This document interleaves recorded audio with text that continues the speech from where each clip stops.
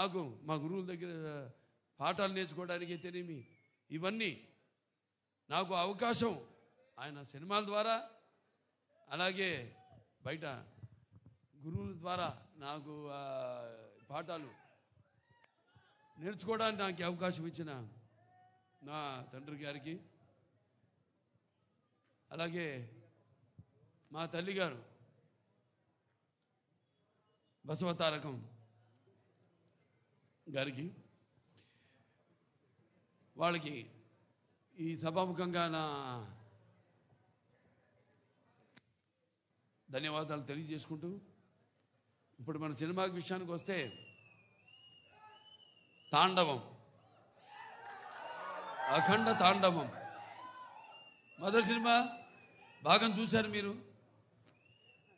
ఆనాడు ఆ కోవిడ్ పరిస్థితుల్లో ఆ పాండమిక్లో చిత్రం విడుదల కావడం మొట్టమొదటి భారతీయ చిత్రం అసలు జనం వస్తారా రారా థియేటర్ కన్నా పరిస్థితుల్లో ఆ సినిమాను విడుదల చేయడం దాని తర్వాత అది ఘన విజయం సాధించడం అందరికీ ధైర్యం రావడం వాళ్ళు కూడా వాళ్ళ సినిమాల్ని విడుదల చేయడం మన వాళ్ళే కాదు యావత్ భారతదేశపు చలనచిత్ర పరిశ్రమ కూడా వాళ్ళ సినిమాలన్నీ ధైర్యంగా వాళ్ళు విడుదల చేయడం జరిగింది.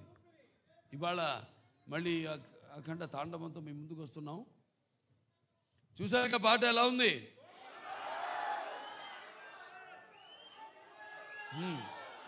ఇప్పుడు అంటే సినిమా పాట ఐటమ్ సాంగ్ కాదు ఇది. ఈ సినిమాలో ఈ పాట అనేది ఒక మంచి కుటుంబం వాళ్ళు జరుపుకుంటున్న ఒక పండగలో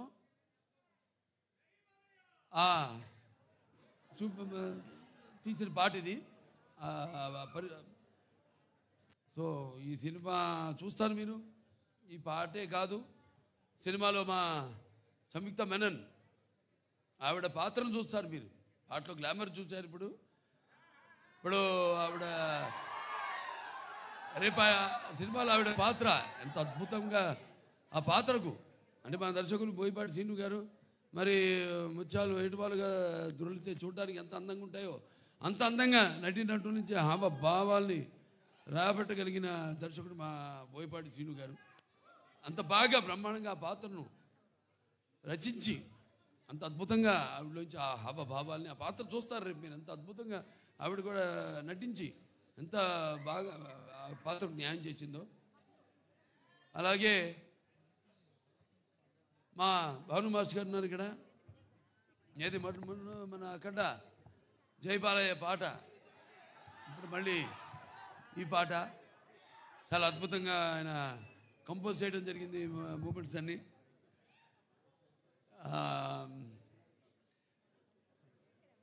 ఇక మా మ్యూజిక్ డైరెక్టర్ నందమూరి తమన్ నాకు చెప్పక్కర్లేదు, అది ఆయనే చెప్తాడు. ఆయన చెప్తేనే బాగుంటుంది. ఆయన గురించి ఆయనే చెప్పుకుంటే బాగుంటుంది. ఎందుకంటే పూర్వకాలం ఇప్పటికీ పాపం నిద్రలేని రాత్రులు ఎన్ని గడుపుతున్నాడు. అదే ఒక సమిష్టి కృషి. ఒక సినిమా అంటే ఒక రెండు చేతులు కలిస్తేనే చప్పుడు అవుతుంది, శబ్దం వస్తుంది. అలాగే అందరి ఈ కలయిక ఈ చూస్తారు రేపు సినిమా చూశాక మళ్ళీ మాట్లాడతాను మీతో ఆ సినిమా గురించి, అక్కడ తాండవం గురించి. అంటే శివుడి ఆజ్ఞ లేనిదే చీమ కూడా కుట్టదంటారు. అటువంటిది ఈ సినిమాలో ఎవరి ఆజ్ఞతో ఏం జరుగుతుందో ఈ సినిమాలు రేపు మీరు చూస్తారు మీరు. అలాగే కాశర శ్యామ్ గారు ఎంతో బాగా రాశారు పాటని. అలాగే శ్రేయ ఘోషాల్ గారు, అలాగే బ్రిజేష్ షాండిలే గారు వాళ్ళ గొంతుల్ని అరువిచ్చారు, ఎంతో బ్రహ్మాండంగా పాడారు పాట. ఇలాంటివి ఇక చూస్తారు సినిమాలో రేపు. ఇక సినిమా ఎలా ఉంటుందంటే కొన్ని మనం చెప్పకూడదు, బయట పెట్టకూడదు. థియేటర్లో చూసినప్పుడే మీకు తెలుస్తుంది. ఎందుకంటే అఖండ ఒక మొదటి భాగాన్ని పెద్ద అందరినీ ఎంతో సంబరాశ్చర్యాలకి గురి చేసింది ఆ సినిమా. అటువంటిది ఈ సినిమా మీద మీ ఎక్స్పెక్టేషన్స్ ఎలా ఉంటాయి? అలాగే ఇప్పుడు ఈ దైనందిన కార్యకలాపాలతో సతమతమవుతూ సినిమాను కూడా ప్రేక్షకుడు ఒక నిత్యావసర వస్తువుగా ఎన్నుకున్నాడు. అప్పుడు ఎటువంటి సినిమా తీయాలి, ప్రేక్షకుల్ని ఎలా ఆకట్టుకోవాలి అన్నది సినిమాలో నిర్మాతలు వాళ్ళు ఆలోచించవలసిన విషయం. అటువంటిది రాము ఆచట్ గోపి గారు, రామ ఆచట్ గారు, గోపి ఆచట్ గారు ఎంతో అద్భుతంగా, అంటే ఏ విషయంలోనూ వారు కాంప్రమైజ్ కాకుండా ఎంతో మంచి సినిమా తీశారు. వాళ్ళు అదృష్టవంతులు. ఎందుకంటే సినిమాలో పనిచేసిన ప్రతి వాళ్ళు అదృష్టవంతులు అంటాను నేను. అందరినీ ఆ భగవంతుడు ఎన్నుకున్నాడు. ఎవరు ఏమేమి ఎన్నో శాఖలు ఉంటాయి, ఆ శాఖలకి ఏ శాఖలకి ఎవరెవరు పనిచేయాలన్నది ఆ భగవంతుడే ఎన్నుకున్నాడు. అలాగే హర్షాలి, ఆవిడ పాత్ర కూడా చాలా చూస్తారు. బజరంగ భాయిజాన్లో చేసింది, అప్పుడు చిన్న పిల్ల. ఏది మనం డాకుమారలో చేసిందో పాప వేదాన్ని, అప్పుడు ఆ అమ్మాయినే దీంట్లో చూస్తారు. పాత్ర కూడా ఎంతో అద్భుతంగా, ప్రతి పాత్ర కూడా ఒక్కళ్ళని కాదు, అందరూ అద్భుతంగా వాళ్ళ పాత్రల్ని చేశారు. అలాగే ఈ సినిమా నేను కూడా ఎదురు చూస్తున్నా డిసెంబర్ 5 కోసం. నిన్న ఇవాళ పొద్దున హిందూపూర్ నుంచి వచ్చాను. 3 రోజులు హిందూపూర్లో పర్యటించి అక్కడ పనులను చూసుకుని ఇవాళ ఇక్కడికి రావడం జరిగింది. మళ్ళీ ఇక ఈ సినిమా మొదటి ఫంక్షన్ అక్కడ చేయడం. ఇది కేవలం తెలుగు సినిమా కాదు, ఇది మరి మన భారతీయ అంటే సనాతన హైందవ ధర్మం అంటే దాని ఒక శక్తి, దాని యొక్క గౌరవం, అలాగే దాని యొక్క పరాక్రమం ఏంటో ఈ సినిమాలో చూస్తారు మీరు.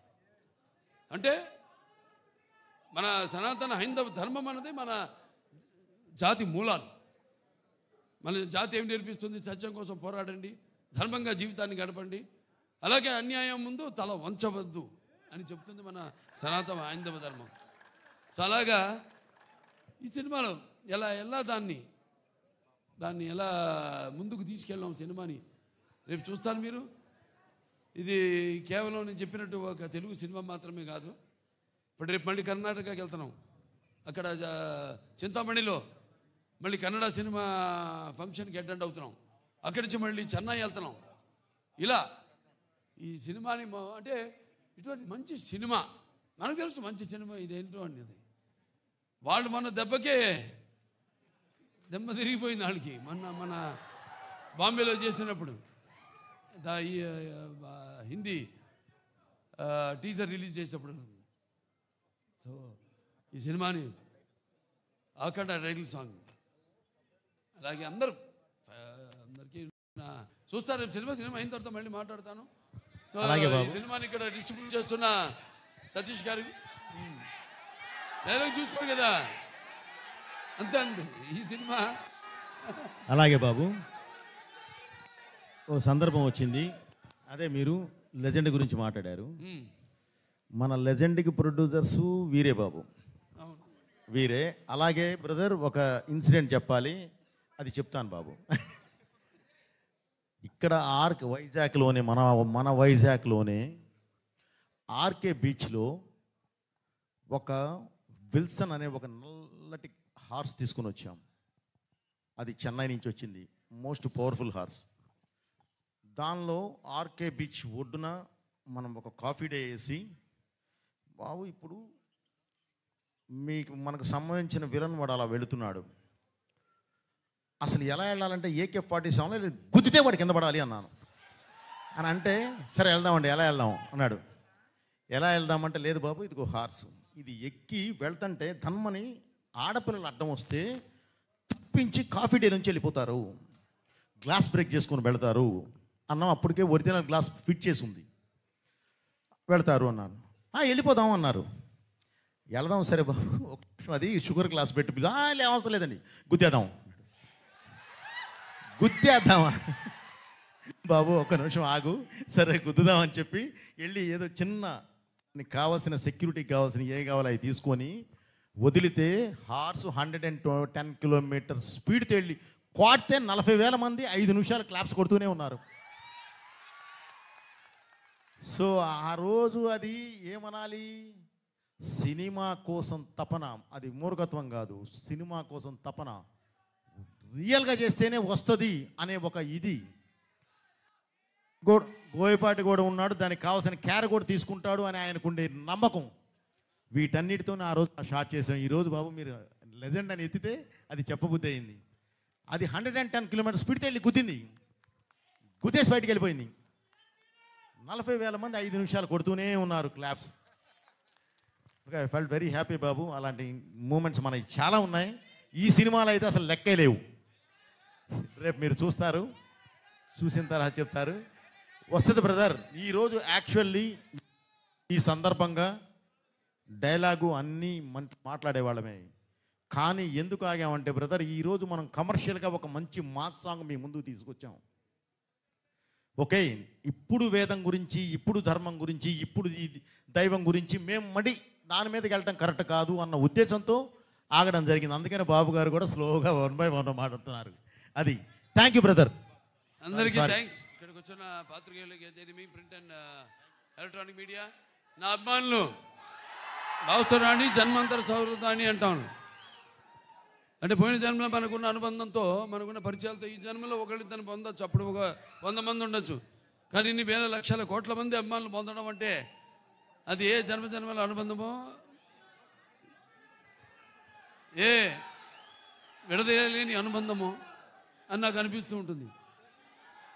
సో చెప్పాము బాబు, ఇప్పుడు మీరు రిలీజ్ చేసింది మంచి పాట, ఐటమ్ పాట కాదు ఇది. సినిమాలో చూస్తారు ఈ పాట ఏ సందర్భంలో వస్తుందో మీరు చూస్తారు రేపు. ఏ రుణానుబంధము కూడా అనిపిస్తుంది నాకు. సో కాబట్టి బాబు ఇది సంతోషంగా మీరంతా ఇక్కడికి వచ్చినందుకు ఓకే ఉంటాను. Thank you. అలాగే ఇక్కడ శ్రేయస్ మీడియా వాళ్ళకి నా అభినందనలు తెలియజేసుకుంటాను. నా ప్రతిదీ కార్యక్రమం కూడా వాళ్ళే చేస్తారు. చాలా బాగా చేశారు. అలాగే ఇక్కడ పోలీస్ డిపార్ట్మెంట్ వాళ్ళకు కూడా నా మొత్తం